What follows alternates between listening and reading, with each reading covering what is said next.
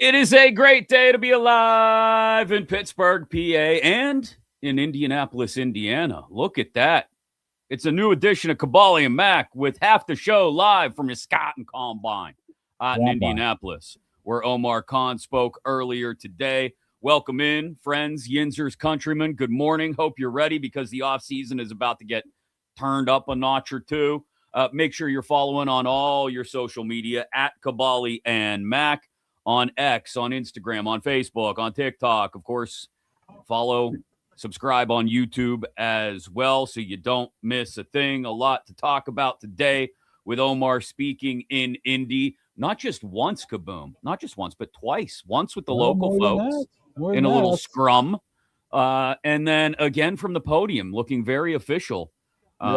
He did a mid-game costume change. Went from the Steelers polo to the NFL draft in Pittsburgh polo or pullover. But he's also doing Radio Row. I think I saw him on Florio here a second ago. I'm sure he's making his rounds. So that's the way we have it. I'll be honest. I don't know what it is, but something about you and the local media being around off-site makes these guys like Omar had a little glisten of sweat on his upper lip when he was meeting with you guys. So maybe he needed a wardrobe change because you guys made him sweat with all the difficult questions. I don't know. It's probably because there's 20 people hovered around him with lights from TV channels glaring on him. He's a sweater. No, it's fine. The same thing happened to Mike Tomlin last year in Florida. Remember? It was warm. It happened to Omar, too. He had to bring a schmutz rag. Yeah. Schmutz rag. Schmutz rag. Schmutz rag. That's the official definition? I know what a schmutz rag is. I just haven't heard anybody use the term in about 7,000 years. Well, Joe Bendel did it back in training camp of 06. Cowher was sweating in his eyes, and he had to back off the podium.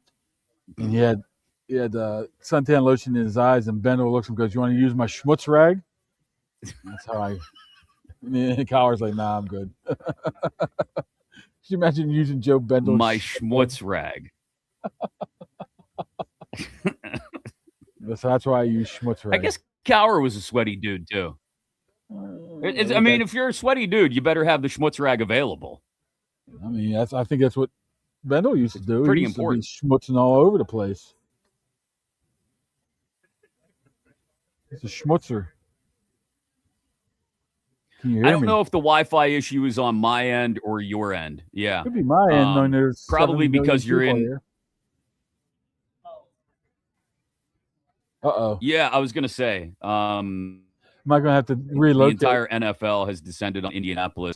But I'm glad you brought the idea of schmutz rags and being prepared, because before you left the other day for Indianapolis, we haven't had a classic in a while, but we got a Kaboly midnight tweet about making sure that when you go on a trip for a few days and you pack, you've got an extra pair of underwear just in case. I want to be clear about this. Is this an extra pair per day, or is this just one lone pair for the entire trip? That's what I'm saying. No, I think that's what my question was, really. Do you go, okay, like this was Sunday night. I was packing at 12, whatever, Sunday night. So, because I had to leave early, I said, well, tomorrow morning I take a shower. Here's Mondays. I'll be there Tuesday, Wednesday, Thursday. That's 1, 2, 3. Then we'll throw an extra one in for just in case. Does everybody throw the just in case in? And when was the last time you pooped yourself that you had to have a just in case? I've never, look, it's all about being prepared, though. I've never gone on a trip and pooped myself. So why do you need the just in case?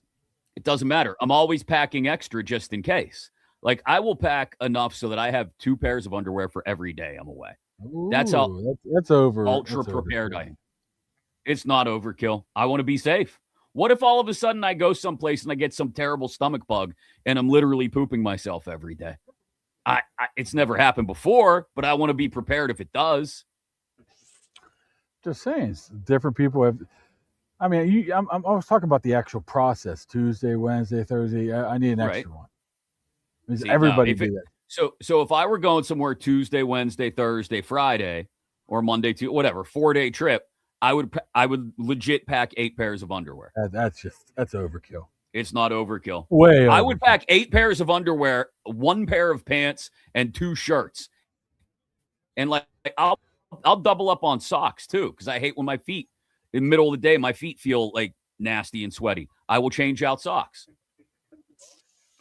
Okay, but I'm just more prepared than you. That's all. I'm just saying, how many times have you have to use all those? None. Never. That's what I'm saying. So why are you just in case so much? At least I'm prepared. Why don't you take 7 pairs of shoes just in case one pair rip? Well, shoes is different. If something happened to my shoes, I'd have to go buy a new pair of shoes or deal with the ones I have.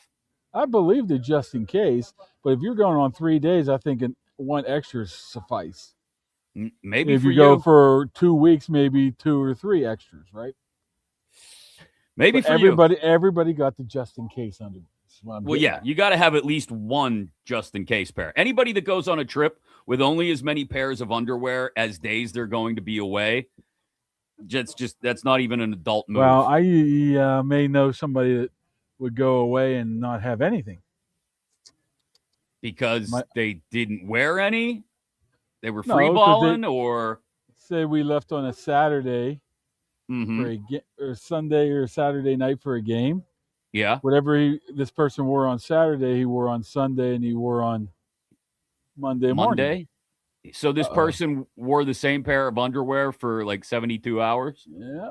I would assume so, unless he washed them out in the sink. Oh. I don't know.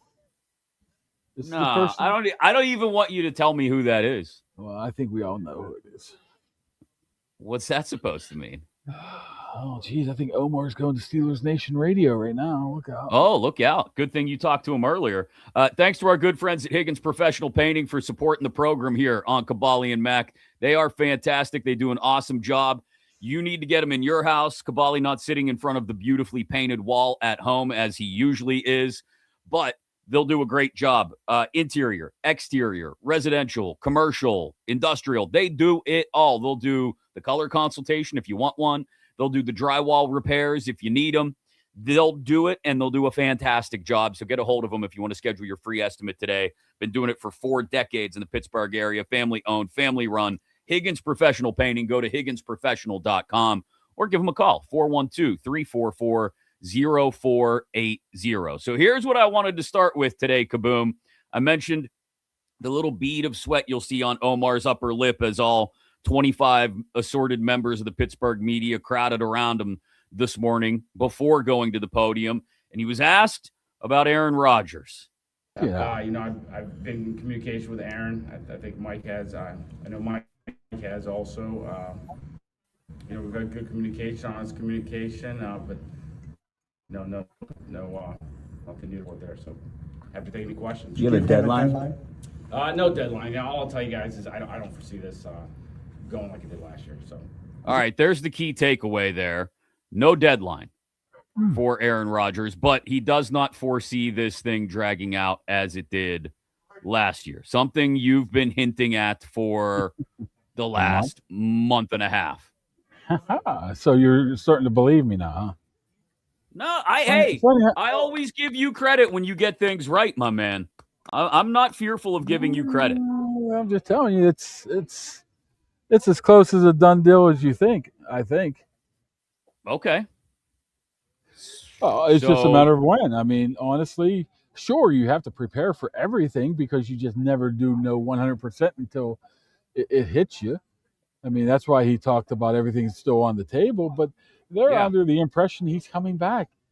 Whatever he told them, you're not in multiple conversations with the GM and the head coach if you don't have a good sense of what's going on. He's trying to tell you without telling you. And if this is still a notion of, I can't believe he's still going to hold him hostage like he did last year. Remember that narrative?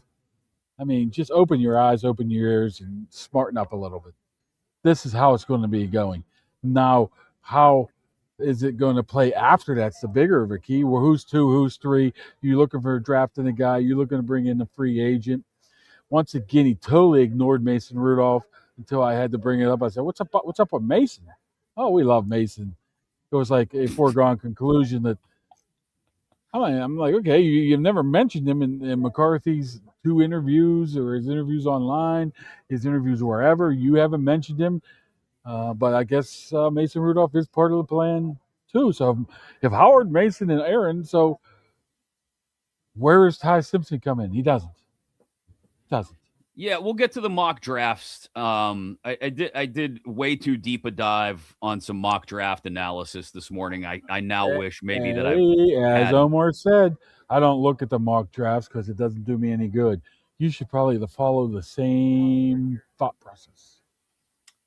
Well, I did way too much looking at it this morning, and I came up with some things. We can get into that a little bit later. But you're of the belief, and it sounds like Omar is just maybe making us read between the lines a little bit here.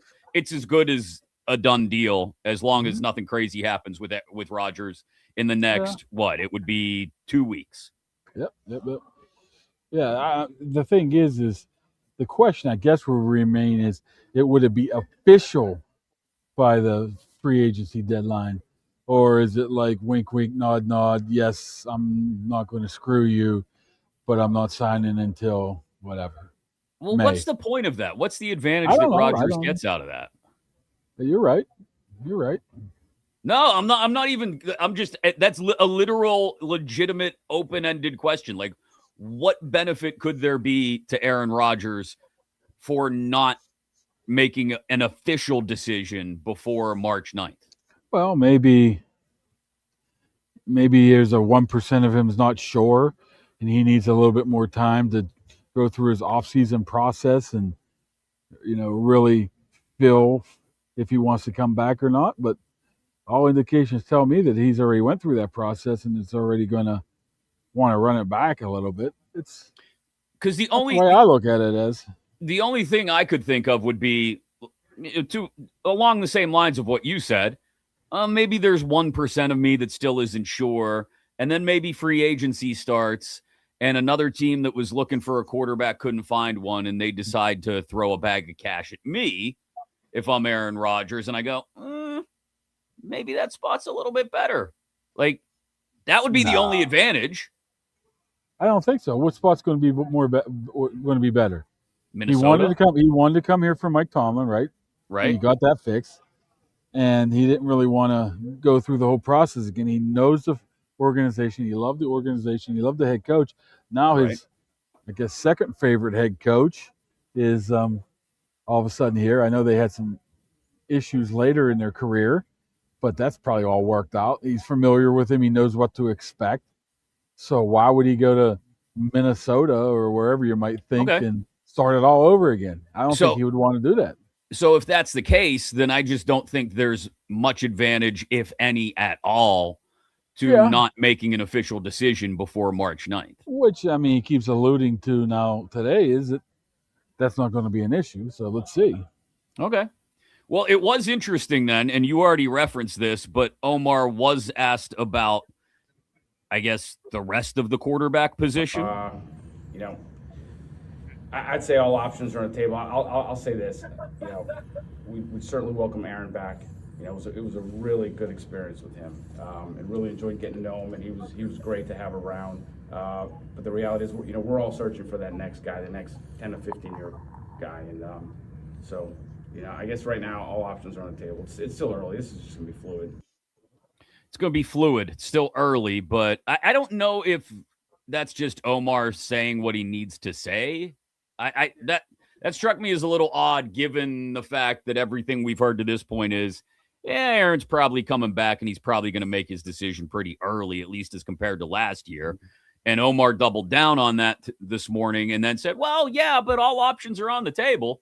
Yeah, I think he was asked something about free agent quarterbacks or whatever.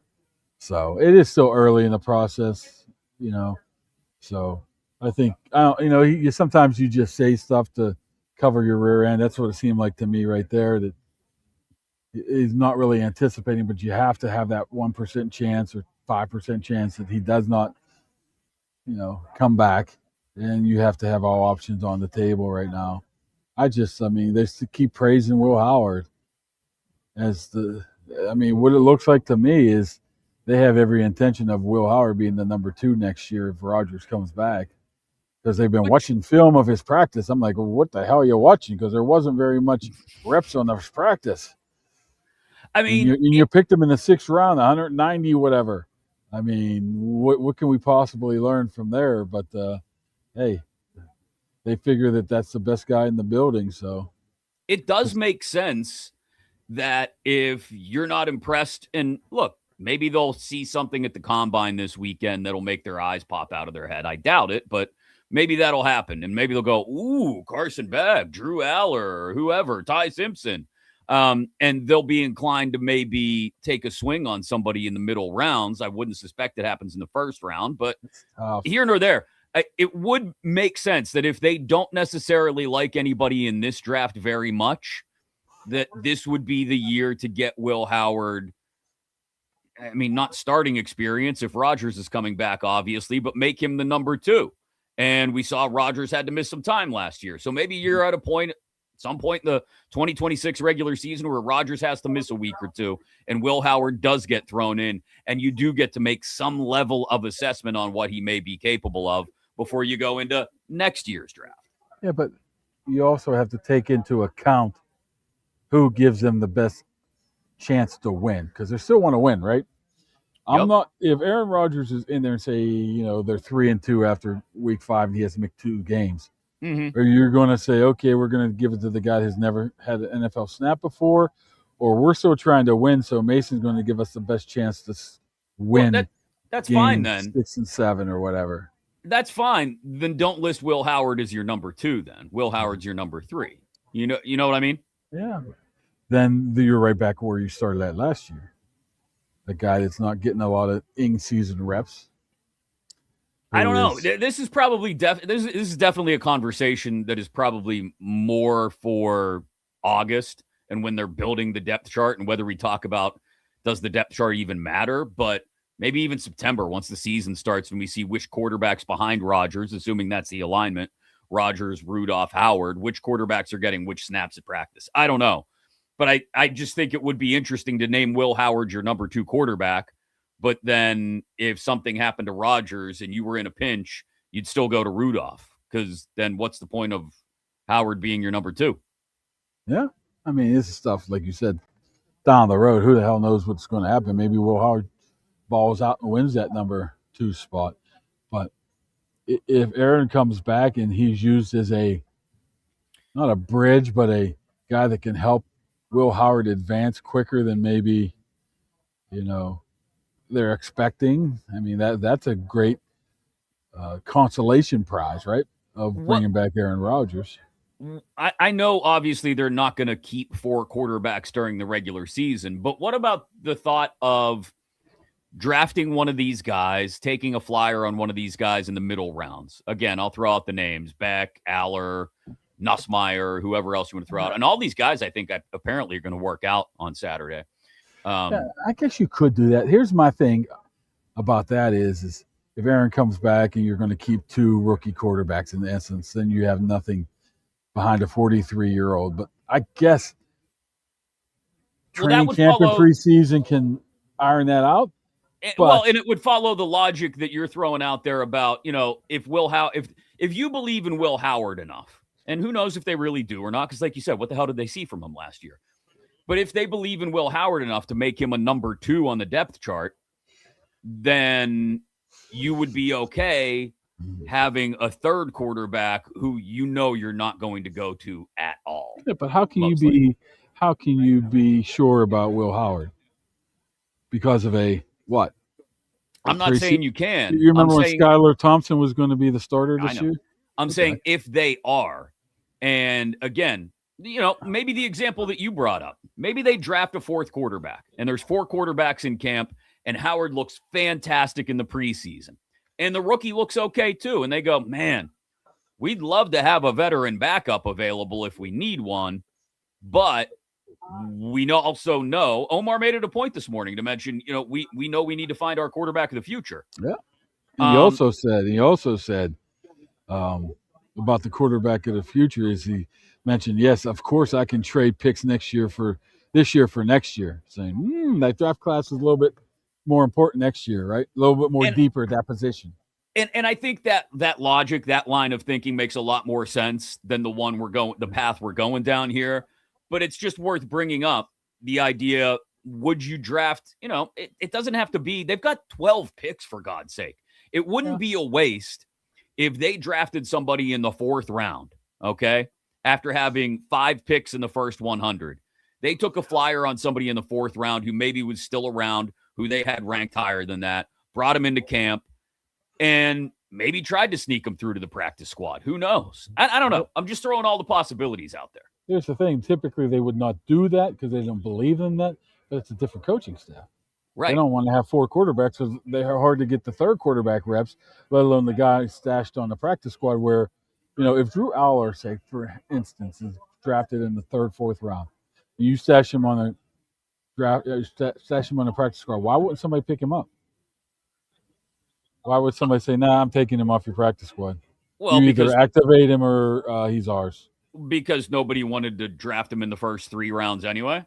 I think that's, again, I don't know what the overall league evaluation is on these second-tier guys like Beck and Aller and Nussmeier, and whether everybody looks at them and says, they'd be nice to have in the 3rd or 4th round, or whether they look at them and go, I don't know if I really want them at all. We won't know that until April. Yeah. I don't know. I think the plan might be Aaron back this year, the whole crew back again, right? Yeah. Throw the 4th arm, whoever you want it to be, the 4th arm in camp. Then next year, Aaron's gone. Mason's contract's up. Will can step into number 1. You draft the quarterback of the future with some of the picks you move back in this year to be able to get that possibility of moving up and getting one of those top 6, 7, 8 quarterbacks are supposed to be good right now, and go from there. That could be the plan. But then you're having another bridge year quarterback with potentially Will Howard, which should be more ready for the actual game action with 2 years under his belt with Aaron Rodgers. Even if he didn't play any, he'd be more ready, I think. So that could be the plan too. I just wouldn't be altogether shocked if they're at like 121, which is the 4th round pick they have, or 135, which is the late 4th round pick they have.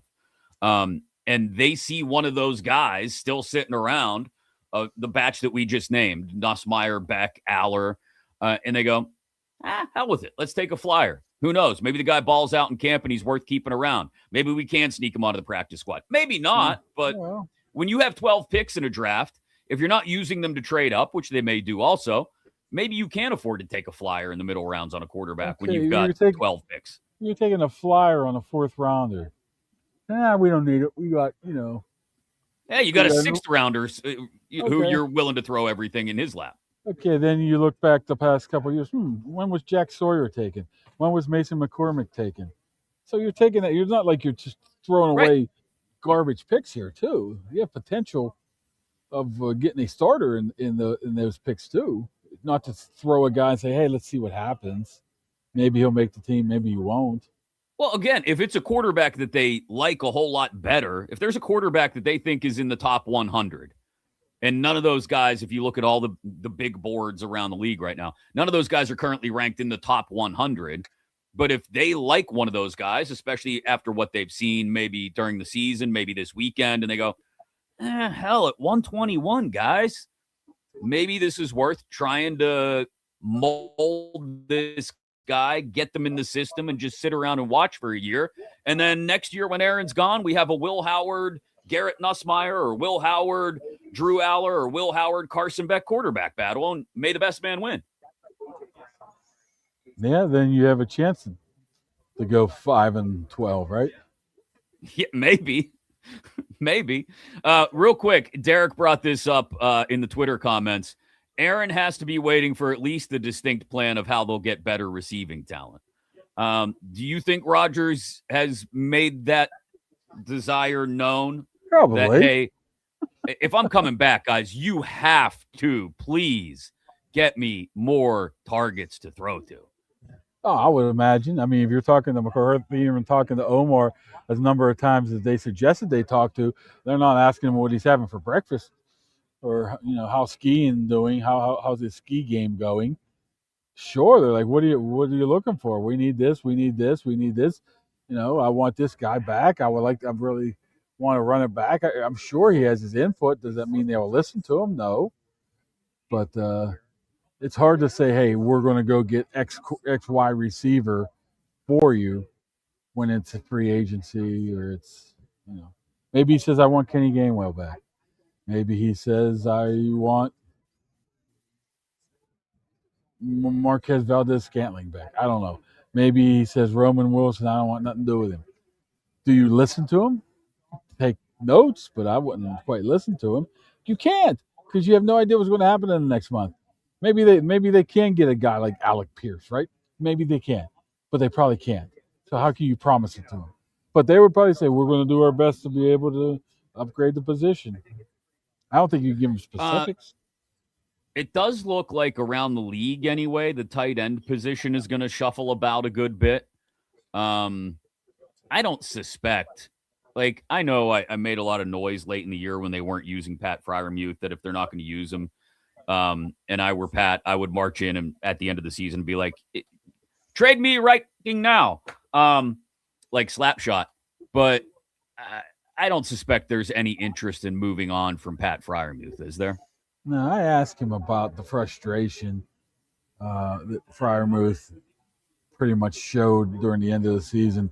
He said the coaching staff loves him. We love him. He's big for the team, blah, blah, blah, blah, blah. It sounds like to me, although on the flip side of that, every time you ask something about John Smith, he goes, we got a lot of cap space. Like, okay, that's not what I asked, but fine. Almost sounds like, hey, I can eat some money here if I need to. What I'm saying is, it sounds like to him, both he and Darnell Washington are going to be 1-2 next year. And they're going to try to sign Darnell sometime late in the season. And they like what Freiermuth can bring, but I don't know if there's any specifics of why he wasn't used last year. I don't know if they know. I don't know if Omar knows, but I'm sure he does. But I think at least what they said today, they're all in on him. It's not like they're wanting to trade him like you wanted to do, him and Highsmith. I never wanted to trade Pat. I never wanted to trade Alex Highsmith. Yes. Omar's not done with SNR. Now where's he going? Wave him over. Wave him over. He's way Wave over him there. Over. He's like 30 people over. Yell. People listen to you. Now here comes Jerry Dolak. You're a very authoritative figure. And he just gave Omar a hug, and Omar almost blew him off. Wave. Now he's drinking water, and Bert's on his phone. All right. Well, give me play-by-play here. Jesus. All you got to do is throw your hand up and yell Omar real quick. Oh, you don't understand. He's about a football field. He's like a Boswell 58-yarder away. You're loud enough. I don't know. I see Jerry BSing with him. Might have some breaking news here. Is he walking back your way? I mean, could you make something happen by here? The exit. Yeah, Bert would freaking shoot me. Why? Bert likes us. No, he doesn't. Yeah, he does. No, he's whisking him off to his next event. Off to the next event. We had an opportunity. You blew it. He's literally 1, 2, 3, 4, 5, 6 rows away from me. Sounds pretty close to me. You know what? I'll show you. Watch. Okay. Yeah, turn it around. You see those doors back there? Yeah. That's where he was. He was right there. He wasn't right there. He's way back there. Right where that guy in the blue shirt's walking. Right there. You could yell, Omar! And just thrown a hand up and been, give him the wave. No, it's very loud here. Don't you understand this? There must be 175 people on. There's your buddy from who voted Justin Herbert for the MVP. Oh, what's his name from not from PFF anymore? I can't remember. Sam Munt. I should go wave to him. How you doing? How'd that work out for you? Who else was Omar asked about? You mentioned Roman Wilson real quick. He's a big fan of Omar. He's always been Omar. He's been always a big fan of Roman. Always. So if the GM has any say in it, Roman ain't going nowhere. All right. People think, trade he's actually going to play it all. Oh, he works hard, blah, blah, blah, blah, blah. But he just needs to produce. He does. Yeah, like the grandfather says in Christmas Vacation. So do washing machines. What? He works hard. So do washing machines. Washing machines are very productive. Yeah, and Roman Wilson wasn't. So are they going to actually make a point to use him? How do I know, man? We don't even know what kind of offense they're running. Fair point. I'll say maybe if it was last year, maybe no, but this year's, who knows? Maybe. You did tweet out some stuff about Darnell Washington, another guy who it sounds like Omar is very high on. Yeah, because it's a tough. I asked him a tough evaluation. He goes, a tough evaluation. I meant, you're looking at a guy that could possibly get paid 20, 25 million bucks. Does he translate from one offense to another? He's a 1-year hit, so to speak. You got to make this decision. And he said, I'd take 20 Darnell Washingtons any day of the week. I'm like, okay, I guess that means you're going to re-sign him. Yeah, they have to. Why would they not? What I'm saying is it was 10 games. He had 25 catches. How can you? I'm not talking down on Darnell. I think he's very good, but the evaluation of what he is on the open market. What is he? He's a 1-year guy to me. All of a sudden, the guy moves out of the school. All of a sudden, the guy moves out of the school district, and you want to bag on him. He's a very good. I'm just saying, how do you determine if this year translates into long term, or what changed? That's all I'm saying. It can't be a clear cut evaluation if you look at his numbers and say, "Wow, he's a $30 million tight end over 3 years." How can you determine that? I think you said it yourself. I think you said it yourself. His preparation this past offseason was a whole lot different than his preparation in past years. Well, I mean, that's fine. But what I'm saying is, what I worry about is the market value doesn't equal his worth. The Steelers play market value, right? This is what you're worth on the open market. But we're not going to go any higher than that. But somebody else sees him and says, oh, we can use him. But the good thing about that is Darnell hasn't made a lot of money, right? If you're throwing 24, 25 million bucks at him in August with $10 million signing bonus, whatever, hard to say no.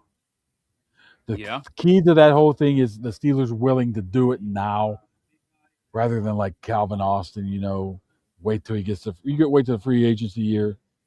What he said about Kenny Gainwell. He wants Kenny Gainwell back. Well, it's not your choice anymore. You think Austin's definitely gone? I think there's a good chance he's gone. Yeah. Very good chance. Thanks for paying attention on your phone, by the way. I was just checking something that Ian Rappaport tweeted. I wanted to make sure. I just saw him walk by, and I hadn't read already. I didn't see Jordan Schultz walk by, so he was just basically. Was Judy Batista of NFL Network in the little scrum with you guys with Omar earlier? Oh, no. Well, he must have told her the same exact things he told you guys earlier, because that's what Rappaport. Yeah, Judy's a friend of the organization, so she very well could have just talked to him by himself. Yeah, so that's all I was trying to clear up. And I was listening while you were talking. I can listen and read at the same time. What the hell did Rappaport say? I'll pull up the exact tweet if you need me to. It's exactly what Omar said to you guys at 9:15 this morning. Steelers Omar Khan tells Judy Batista there's no timeline on Rodgers' decision, but I think we're going to have an answer sooner rather than later. By free agency, It's fluid. I'll just say that. I don't expect this to be like it was last year. It's the same stuff Omar told you 2 hours ago. Boy, I almost remember somebody else saying that about a month ago. I like that GIF I always post now. I know I'm coming. They know I'm coming. The Cat Williams one?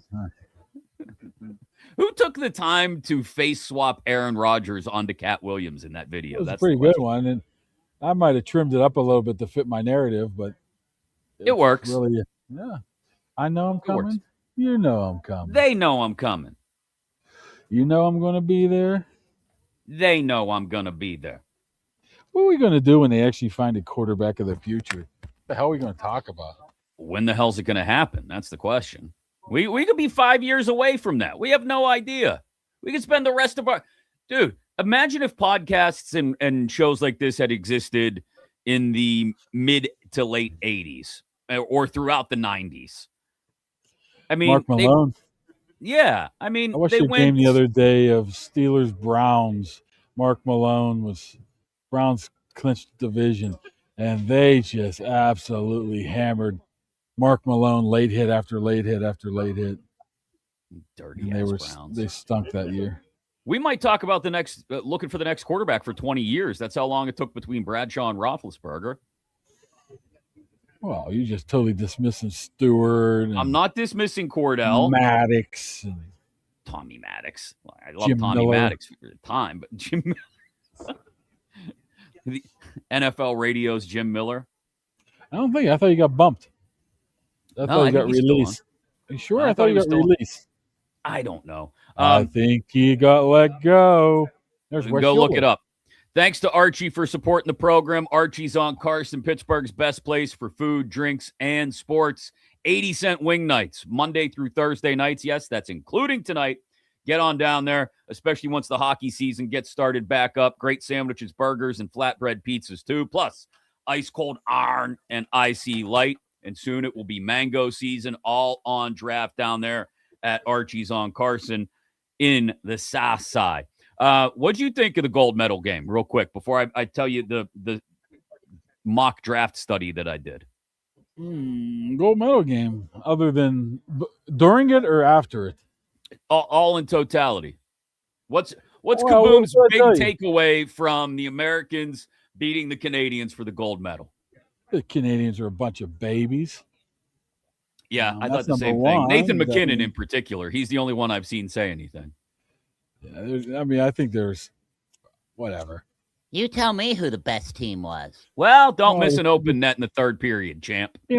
Such a bunch of hypocrites. I mean, didn't they beat like Switzerland in the quarters, 3-on-3? What about last year? What's that tournament of whatever the hell it's called? 4 Nations. Was that a 4-on-4 situation? In overtime, I think it was. Well, you know what? Sometimes San Diego Chargers come into Three River Stadium and upset you. And Dennis Gibson knocks the ball away. Yeah, and if I were a Canadian hockey fan, my problem would be with McKinnon, McDavid, Celebrini, Taves. All these dudes had the game on their stick at one point or another, and all of them failed to capitalize. And McKinnon had the best shot of all of them. And, I mean, just a wide open net, a yawning net, as they say, and completely whiffed. That's on you, bud. Sorry. You and McDavid, who didn't even get a shot off on a breakaway in the second period. Bothians, who were out there on a 5-on-3 and for like a minute 45 in the second period and couldn't do anything. You mean the MVP? Yeah, don't even get. I mean, that's. Well, what did I ask Pierre, brother? 3-on-3. You knew it was going to come back and not haunt somebody, but it was going to play a factor in one of these games. And what did he say? I'd much rather see 4-on-4. Yeah, I would too, to be honest with you. I mean, 3-on-3 just seems like a gimmick to me, but I would too, but I don't know if that changes the outcome, does it? No. Hey, good for United States. I mean, Jack Hughes, no teeth, freaking that play just to poke it around, whoever the hell that was. Then it was McCarr. The pass from the other guy buried it. Nobody knew who it was. I don't know who the hell these people are. I don't know who the hell these. Who the hell passed it to freaking Jack Hughes? I don't remember who it was, to be honest. Do you think the Pittsburgh Penguins should show the golden goal tomorrow or Thursday at the arena? Yeah, why not? Just show it up. Yeah, do you know they're playing the Devils? That's what I'm saying. Yeah, why? They did a great thing. It was Werenski who made the pass, by the way, to Hughes. They look it up, by the way. Okay. Well, that's fine. I wanted to make sure we got it right. You know who had the secondary assist? Secondary assists don't exist in my world. Connor Hellebuck, the goalie. What do you think about that? He really set up that play. Shut up. I think second assists in hockey is stupid. Why? What if there's a beautiful tic-tac-toe on a power play? Or how many times does that happen compared to, say, a goalie just tapping up? What if a goalie makes a great outlet pass? Well, somebody like Barrasso, right? Good with a stick. Always had to tap up. So Paul Coffey goes end to end and just like dumps it to the ace, and ace scores, right? Okay. Okay. Why shouldn't Barrasso get an assist for that? Because he made sure he touched it just so he can have an opportunity to get an assist. No, Barrasso was a great puck handler. What are you talking about? But it was mostly Paul Coffey going end to end. And the best finisher ever in the game finishing. Coffey doesn't go end to end if Barrasso doesn't get him the puck. I'm not saying the one that's whipped around the boards. I'm saying one that's just like. I'm not talking about that either. I'm talking about Barrasso takes the puck and fires it up to Coffey so that he doesn't have to come all the way back in the zone or even behind the net. You can say the same thing about Fleury and Letang. What about Fleury basketball? Why isn't there a second assist in basketball? I don't know, because they're different games. You take 2 steps and you don't get an assist in basketball. The secondary assists suck, period. It's the dumbest. That's your big takeaway. Secondary assists are dumb. That's my takeaway in hockey, yes. Yes, they should show the golden goal. And yes, that place should give Jack Hughes a standing ovation. I mean, I remember being at the game in 2010 after Crosby's golden goal in the Vancouver Olympics. And they played the Sabres, whose goaltender was Ryan Miller. Where's he from? Where's Ryan Miller from? I believe he's from Michigan. But he was the Sabres goaltender, and that place stood up and gave Ryan Miller a standing ovation because he was the American goaltender during the Olympics. So, yeah, we live in America, pal. If Jack Hughes comes to town, you show the clip and you give him a standing O. I'm not saying they shouldn't. I'm saying, will they? Yes, absolutely. If not, major swing and miss. Well, they're known for their video packages of honoring people that is like, why would you honor this guy? So you absolutely have a pregame video package. Put Sully up there right before the anthem too. What do you think Sully? It's just what do you think the coaches? What do you think the coach is not getting medals? They don't get medals? Nah. Really? That's bullshit. That is weird, man. Anyway, I was curious what your takeaway from the whole thing was, and it's that secondary assist sucked. The secondary assist sucked. Really weird takeaway, but it was a great victory for the United States of America. Very poetic. Yeah. Being on the 46th anniversary of. Also, the second birthday of little Johnny Gaudreau Jr. Did you cry? Did you get? I did not cry. I got a little lump in my throat. I didn't cry though. Did you cry when AJ Styles retired? No. You didn't watch it. I have not watched Raw yet. No. I ruined it for you. No, I've seen enough on social media. I know what happened. You're one of those guys. What do you mean, one of those guys? Oh, I can't avoid it. You just read the headline, so you must know everything about it. No. I'm going to watch it later tonight. I didn't have a chance to last night. I was still catching up on SmackDown from Friday. No, you're too busy doing your other 3 jobs. I got a lot of them, brother. My bet and you bet and we bet, whatever the hell that's called. You better you bet on Westwood 1. Yes, I was filling in yesterday. You filling in? I'd like to see when you actually would get full time. How many times you would be on then? I was on Wednesday, Thursday, Friday, and yesterday. The regular host, Nick Costos, took some time off and then got snowed in. He's buried under an avalanche of snow in New York yesterday. There's no such thing as Zoom. He couldn't do it from home. People are losing power. It's chaos in that area from all the snow. Well, people in the comments know that you're putting more effort into the you better your bet than the podcast. That's what they were telling me. Oh, really? Is that what they were saying? They're like, you don't care about the podcast anymore. Because I don't see that anywhere in the comments. Justin just wrote it earlier. Oh, did he? Okay, I'll have to scroll back and check on that one. Anything there, Kaboom, from Mascot Troy on YouTube about the Jalen Ramsey trade rumors? Any interest in moving on from Jalen Ramsey that you could glean after talking to Omar? It didn't sound like it. There was a question of if they cut him, if they owe any dead money. I don't think that is the contract structured in a weird way. Mm-hmm. There could be some more clarification of that, but how he talked about how versatile he can be, I just don't see it happening. Only when you get a sense of potentially getting the cut of Rooney is John is to me. That's the only one I get a sense of. I'm sure there could be other people, but Patrick Queen didn't sound like it.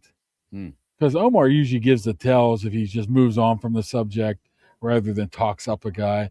I mean, he talked up Joey Porter, wants to sign Nick Herbig, blah, blah, blah, blah, blah. He didn't say anything about Benton, but he didn't get asked about Benton either. So what was he going to say about Benton? Back. Oh, Benton's contract's about an extension at the end of the year. Yeah. Okay, fair enough. Well, it's up. They got to sign him, or he goes into a dead year, or lame duck year. Duck year. Thanks to Justin. Don't call me Justine. He said nothing of the like about me not caring about the podcast anymore. So up yours, Kaboly. I drove past Ohio State and I met with my friend, my high school buddy, Arthur Smith. Thanks to our good friends, our real friends at Impact HVAC for supporting the show. If your furnace has been giving you trouble this winter and you want to get it looked at, they're the people to get it done. They fix things up at Mark's house. They fix things up at my house as well. Just message them on Facebook at Impact HVAC PGH, or easier than that, give them a call. 412-297-1852. Impact HVAC. We appreciate their support. Before you know it, it'll be spring and it'll start to warm up, and they'll come on out and do an AC tune-up too if you need that as well. I see they were mentioning that already. I'm thinking, damn, were we talking about AC tune-ups and it's February? Brother, we are 2 months away from the draft. Just 2 months, which means once the draft is over, like spring will already be here. Summer will be that close. My line of demarcation when summer ends is the 4th of July. That's so dumb. That's dumber than a secondary assist in hockey. As soon as you hit the 4th of July, boom, kids are back to school. Blink. No, it's not. It's 6 weeks later, 7 weeks later. It goes like that, though. Boom, boom, boom. No, you just think it goes like that. I'm telling you. You know what? You know who's right in front of me? I can't really say it. Spell it. I don't even know how to spell it. It's that bad. But let me tell you something. Is it a reporter? TV guy. It used to be on NFL Network, but he probably could hear you right now if you know what I mean. Huh? How could he hear me? Are your headphones that loud? No, maybe his ears are that big. Siciliano. Siciliano. You ever want to go see something funny? Go on YouTube and watch when Pat and the boys are talking about him a couple years ago. I shit my pants. It's so funny because he's like 4'2", and he's a Browns fan too. And he put him like next to like Willie McGinnis, who's like 6'8", and he just looked so small. And they just had fun, just like, what are they doing to this poor guy? Have a better camera angle. It's fucking hilarious. He must have just got home from Italy because, as Justin just noted in the comments, he was doing Olympic coverage. Yeah, Siciliano. Okay, I did a deep dive on mock drafts early this morning. Not that you care, because you don't like mock drafts. I used to until that stupid. I'm old school mock draft guy where you used to go through, and now people like, let me use this app or whatever. Everybody has their own mock draft. So everything's set the same way.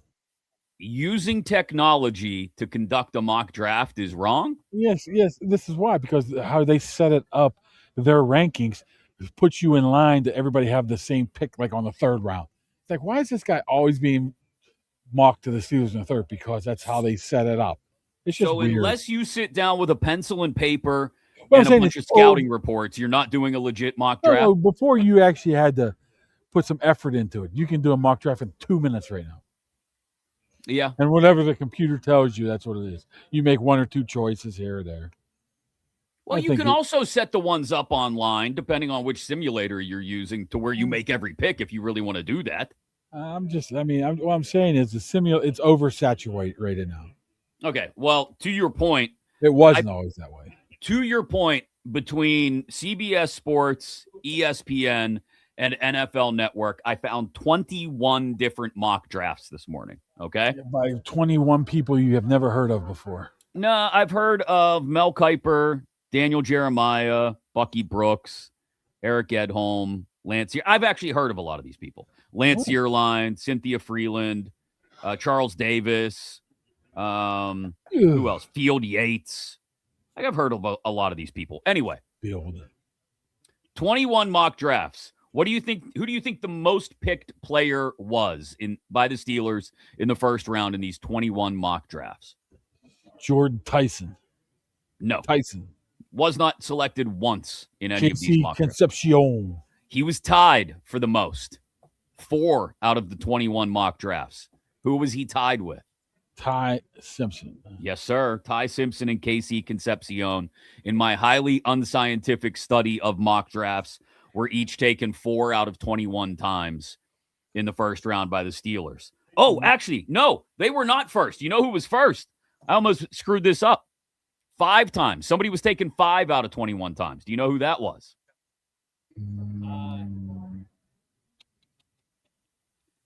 Nope. Denzel Boston, wide receiver, Washington Huskies. So he was the most selected guy. Simpson and Concepcion were tied for a second. There were 2 that took Caden Proctor, the tackle from Alabama. There were 2 that took Avion Terrell, the quarterback from Clemson. And there was a Zachariah Branch. There was a Peter Woods, defensive tackle from Clemson, which sounds like a porn star name. I'm sorry, Peter Woods.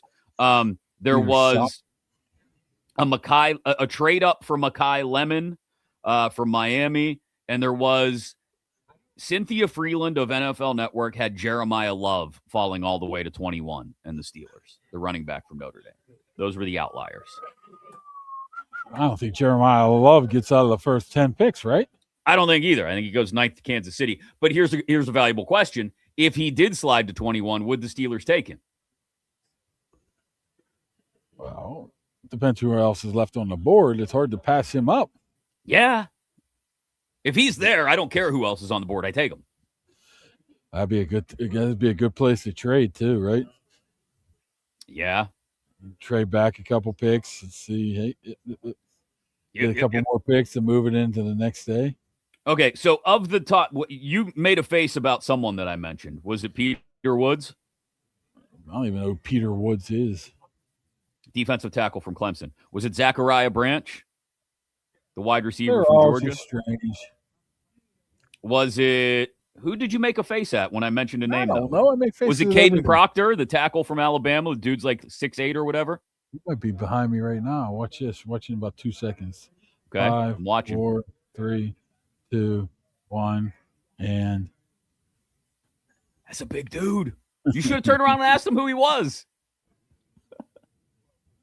He's all in white. I don't know. Maybe he's Sal Capaccio. No, that's him right there. You know, all these people around, you could at least ask somebody to come on the show. I see them. I don't have access to them. Oh, okay. So Denzel, which of these do you think is most realistic? Denzel Boston, KC Concepcion, Ty Simpson. Not Ty Simpson. I still don't. First of all, he'll probably go before that. I have a feeling people will get quarterback needy, and somebody will like him.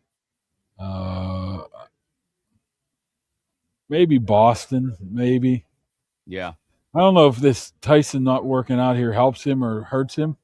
Jordan Tyson? Yeah, you think that hurts? I mean, he's been the number 2 wide receiver almost across the board behind Carnell Tate. The people say, I'm not quite sure. He gets pushed down a little. I don't think he'd get pushed to the Steelers. I don't think.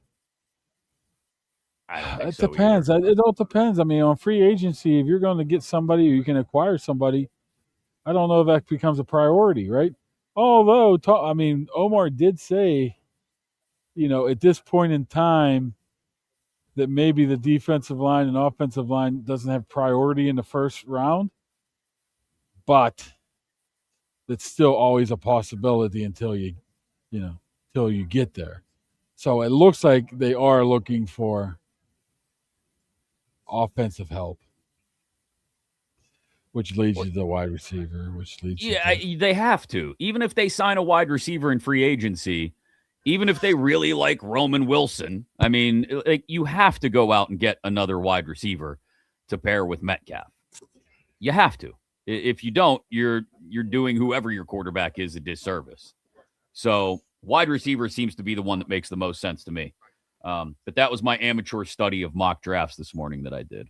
I thought you'd enjoy that. By the way, I did not say that they're trading for Waddle. Boy, you talk about taken out of context. Holy shoot. I said last year they were interested in him. I said this year I'm not quite sure, but if Miami's willing to purge their roster like it seems like they're doing, maybe he becomes a target. It turns to report. Steelers were offering. No, I never said that. See how that shit happens. Pony said you did. All I said was they were interested in him last year, and they thought that they were in the mix until the GM pulled out. Something you said was blown up and taken out of context by Andrew Filipponi? Then it was taken out of context everywhere. Wild concept. I just said they were interested last year. I don't know this year. But if they were purged, if they were interested in him last year, maybe they're interested in him this year. That's all I said. That's surprising because Pony never really embellishes anything. And just like you just read the goddarn headlines. So people read the headlines according to me. I'm like, no, I never said that. No. A lot of context missing there, fellas. Really out of character for Andrew to blow something up like that. It was one of my favorite Pony things yesterday was big breaking report. It was something about Crosby or something. When it's big, it's better than breaking. Big breaking. Jesus. I can't. You will be happy to know that of all the mock drafts I looked at, one of them was a 3-round mock by Chad Reuter at NFL.com that had Drew Aller going to the Steelers with one of the 3rd-round picks. So there you go. You get your boy Drew Aller.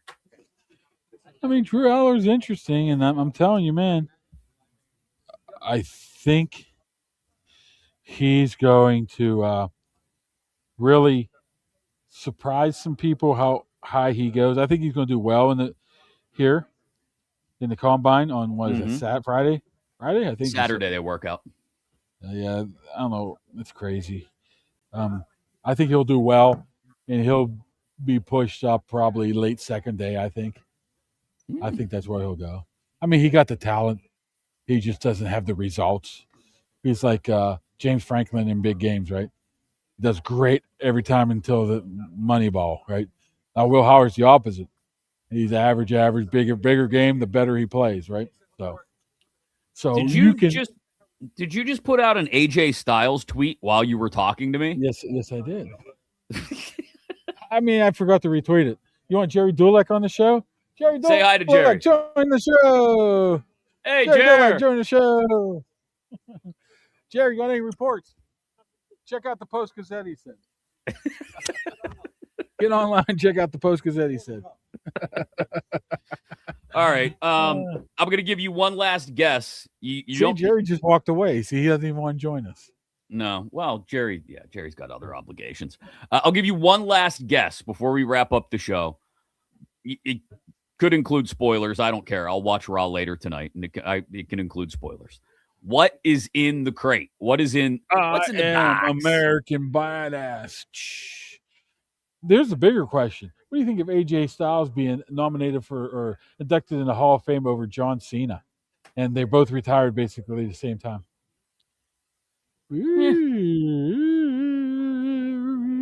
Unless Cena's going to be coming down the road here. Maybe. I mean, what is the difference? So what's in the box? I mean, do you even think they have a plan yet? They have to. Otherwise, why would they introduce it? They're less than a week away. I don't think it's going to be a person. Oh, that's disappointing. How's it going to be a person in the goddamn box for a month? Suspend disbelief. Again, Jesus, it's not that hard. Well, if it's delivering... The biggest star in the history of the business is supposed to be a zombie. I mean, come on. A zombie who rides motorcycles. Oh, he's an American like Jesus. Badass. It's American Badass. So, obviously, he's getting delivered on Elimination Chamber, right? So maybe you start off the show with it right in the middle of the box. Maybe it's the 5th chamber. Oh. And Jacob Fatu. What about Bronson Reed? The goddamn Vision's just dead. Again, I didn't watch it last night, so I don't know what I tore missed. his freaking pec muscle or whatever. His So there's nobody bicep. left. He's out. It's just Theory Seth is out. and Logan Paul. That's it. I mean, it's so bad that Doc David Chow reviewed it and said he's out surgery 3+ months. Dr. Chow's on it? Watch it be all work. I mean, you couldn't tell. Everything surrounding in it looked like it was legit, but we thought the same thing with Seth Rollins too. That's a shame. It's good and it's a shame. It's like, okay, this guy's just faking it. But then maybe he's truly hurt. It's part maybe of the Kevin Owens business. returns. When's Kevin Owens coming back? He needs to come back. Yeah, that's got to be soon. You're looking. Maybe he's in the box.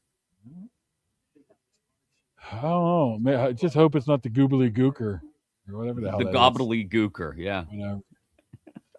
Whatever it is, it better be a big reveal. If not, it's like, what the frick are we doing here? This is goofy. This is Vince McMahon days. Yeah, exactly. I was just going to say that. That's going to do it for today's show. We'll be back on Friday, and we'll have further breakdowns of the combine. Are we going to be back on Friday? Are we? Are you? What are you doing? I thought we had a meeting. Oh. Now he's thinking, I got all these other BetMGM stuffs. Thursday or Friday, we'll be back. Okay, does that work for you? It would have to be early Thursday. Okay, we'll work around Kaboly standard time Thursday. again. I have a luncheon on Thursday before I leave here. A luncheon? I have a luncheon. At the Capitol Grill. Ooh. Thought that meant you were driving through an Arby's on the way home. I love Arby's. Arby's very underrated. Curly fries are amazing.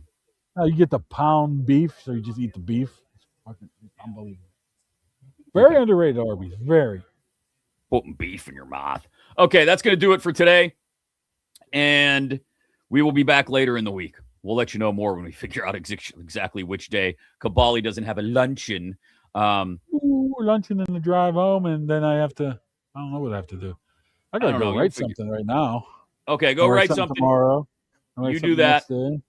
Have fun out in Indy. Get some of the shrimp cocktail. And we will talk to all of you. Tonight. Diarrhea? What? Iaria's Italian restaurant. Oh, okay. Have fun with that. And we'll talk to you later in the week here on Kaboly and Mack.